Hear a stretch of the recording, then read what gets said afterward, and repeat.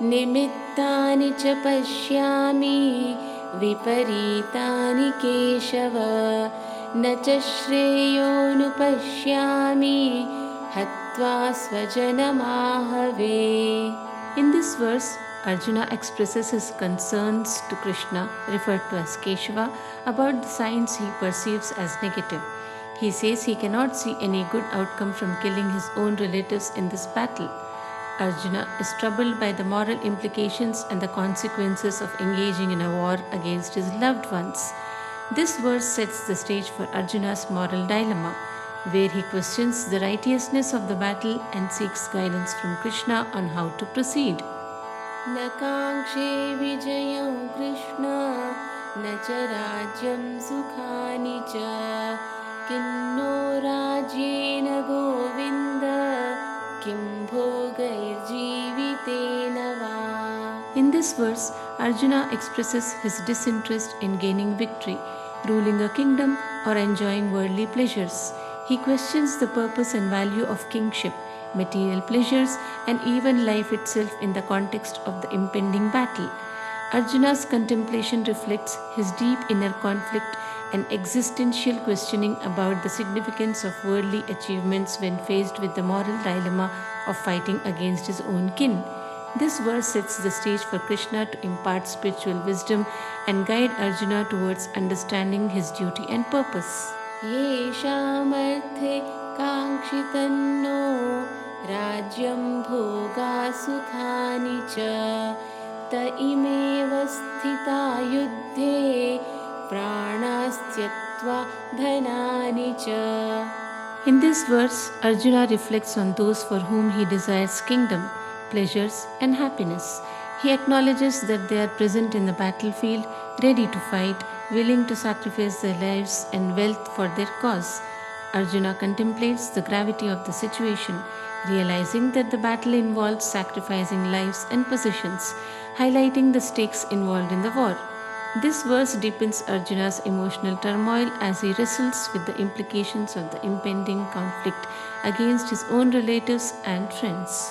आचार्यः पितरः पुत्रा तथैव च पितामहाः मातुलाश्वशुराः पौत्राश्च शालाः सम्बन्धिनस्तथा. In this verse, Arjuna lists various relatives and elders who are present on the battlefield. He identifies teachers, fathers, sons, grandfathers, maternal uncles, fathers-in-law, grandsons, brothers-in-law, and other relatives who have gathered for the impending war. This realization adds to Arjuna's emotional turmoil as he sees the human cost of the conflict. He will have to fight against his own cherished family members and respected elders. This verse underscores the personal and familial stakes involved in the battlefield, intensifying Arjuna's inner conflict and moral dilemma. एतान्न हन्तुमिच्छामि घ्नतोऽपि Madhusudan अपि त्रैलोक्यराज्यस्य हेतो किन्नु मही कृते. In this verse, Arjuna tells Krishna, addressed as Madhusudana, that he does not wish to kill even those who are willing to harm him.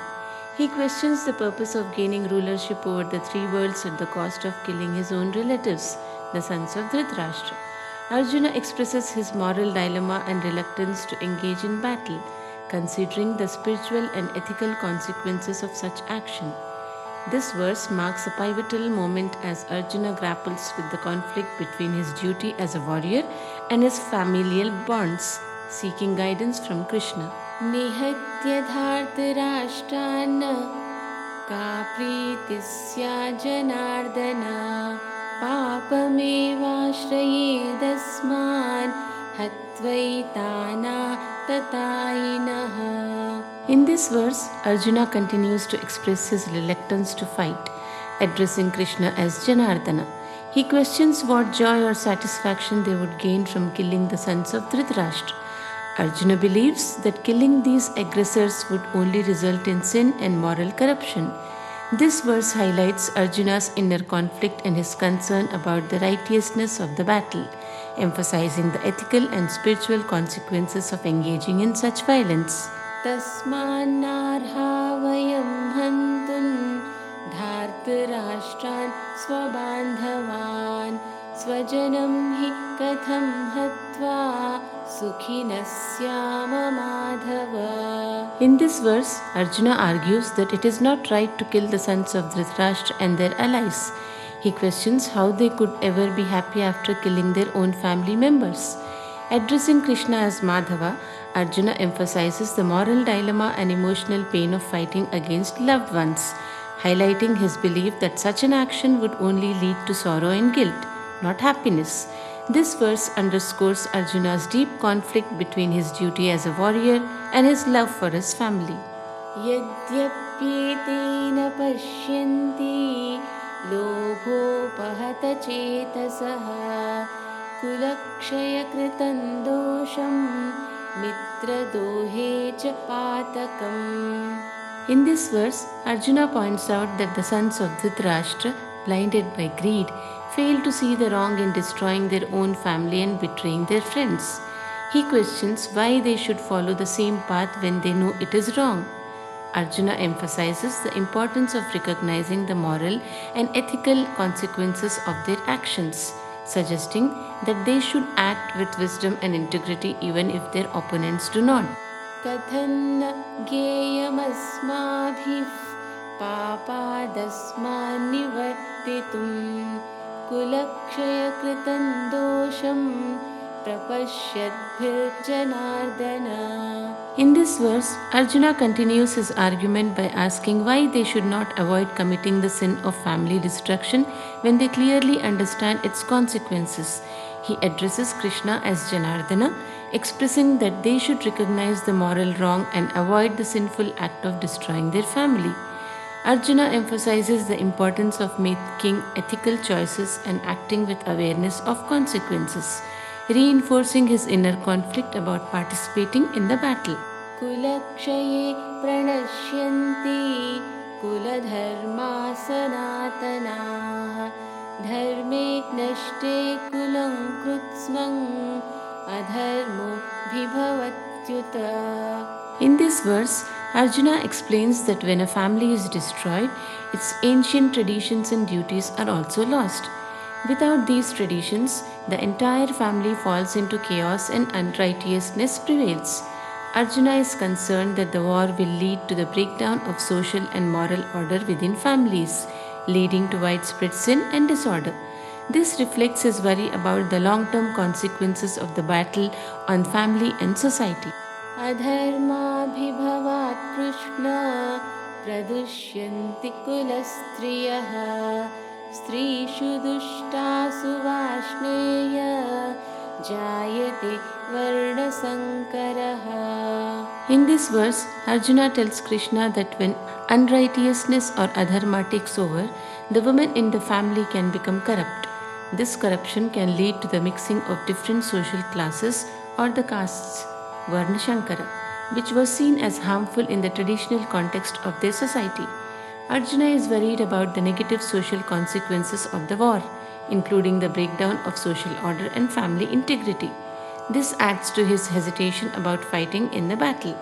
Sankaro narakayaiva kulatnanam kulasya cha patanti pitaro resham luptapindo dakakriyaha. In this verse, Arjuna explains that the mixing of social classes leads both the family and those responsible for its destruction to hell. He also mentions that the ancestors of these families who depend on ritual offerings will suffer because these rituals will be neglected. This highlights Arjuna's fear of long-term spiritual and moral consequences resulting from the breakdown of family traditions and duties. दोषैरेतैः कुलज्ञानां वर्णसङ्करकारकैः उत्साद्यन्ते जातिधर्माः कुलधर्माश्च शाश्वताः. In this verse, Arjuna tells Krishna that the actions of those who destroy families lead to the mixing of different social classes. This mixing results in the destruction of long-established family and social duties. Arjuna is concerned that the war will not only harm individuals but also undermine the social and moral fabric that has been maintained for generations. This highlights his deep worry about the broader impact of the conflict.